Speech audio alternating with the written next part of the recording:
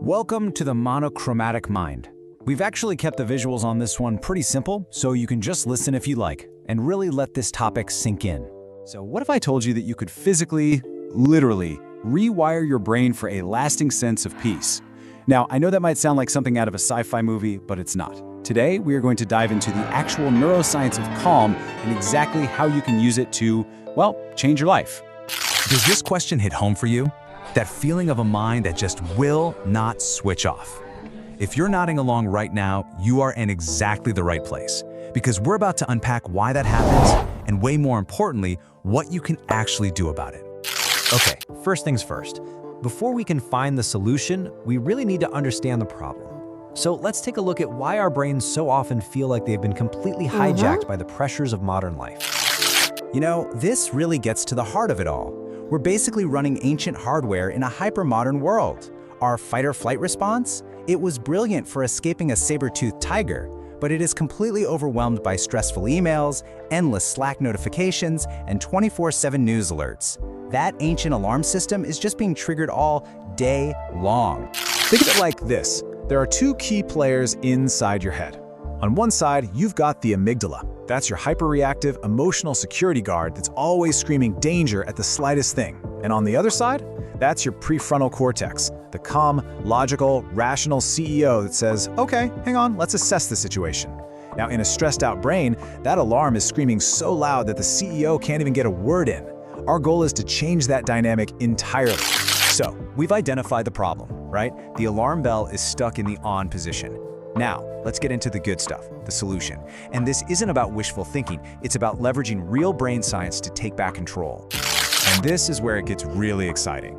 Thanks to some incredible breakthroughs in neuroscience, we now know we have way more control over our own mental state than we ever thought possible.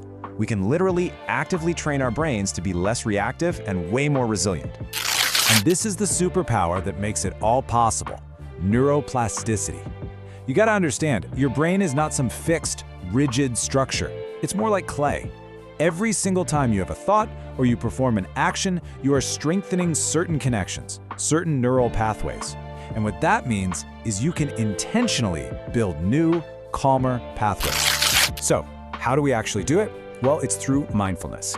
See, every time you practice focusing your attention on purpose, you're essentially doing a bicep curl for your prefrontal cortex. You are physically strengthening its ability to regulate your emotions and to calm down that overactive amygdala. All right, enough theory. Theory's great, but let's get practical. Here are 3 super simple, science-backed techniques you can start using today, right now, to actively build those new neural pathways for peace. First up, we've got a direct intervention for when you're feeling that stress or anxiety bubbling up. Think of this as hitting the emergency brake on your body's stress response. It's simple, it's fast, and believe me, it is incredibly effective. So why does this simple breathing exercise work so well? Well, that longer exhale, that's the key. It sends a direct signal to your nervous system that says you are safe. It literally activates what's called the parasympathetic nervous system, your body's rest and digest mode, and it tells that ancient amygdala alarm to, stand down. Okay, our second hack is less about that immediate relief and more about long-term strength training for your brain's CEO. This is how you build the mental muscle for focus and for emotional regulation over time. This is like taking your brain to the gym. Now, listen closely, because step 4 is where the real magic happens. The goal isn't to stay focused forever, because that's impossible. The real work is in the gentle act of returning. Every single time you notice your mind has wandered and you gently guide it back, you've just completed 1 rep. You are literally strengthening your prefrontal cortex.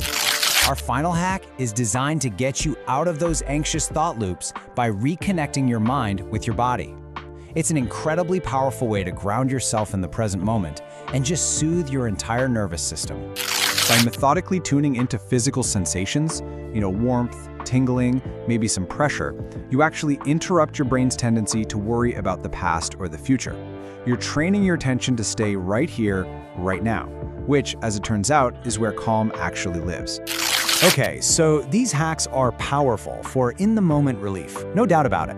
But the real question is, how do we make this feeling of calm our new default state? How do we build a brain that is just fundamentally more peaceful? This is all about what I call the consistency compound effect. Look, you don't need to meditate for an hour every day. Just 5 minutes. That's less than 1% of your day, when practice consistently begins to physically rewire your brain. It's the small efforts, repeated daily, that create massive, long-term change. And let's just bust a huge myth right now. The point of mindfulness is not to stop thinking. That's impossible. The real goal is to change your relationship with your thoughts. It's to learn how to see them come and go without getting totally swept away by them.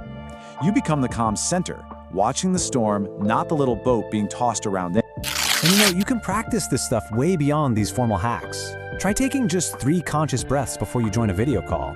Really truly taste that first sip of your morning coffee. Feel the warm water on your hands when you wash them. These tiny little moments, they all add up, reinforcing those calm neural pathways all throughout your day. So we've covered the science, we've covered the techniques. Now let's put it all together into a clear, actionable blueprint that you can take with you and start using today.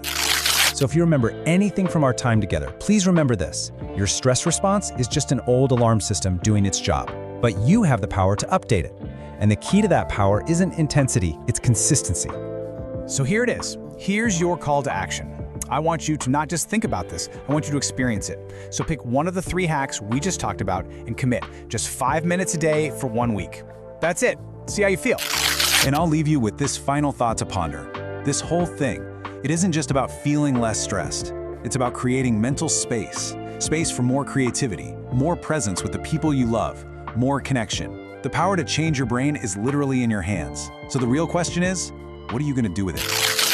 If you liked this video, then don't forget to like, comment, share and subscribe. Thanks for watching.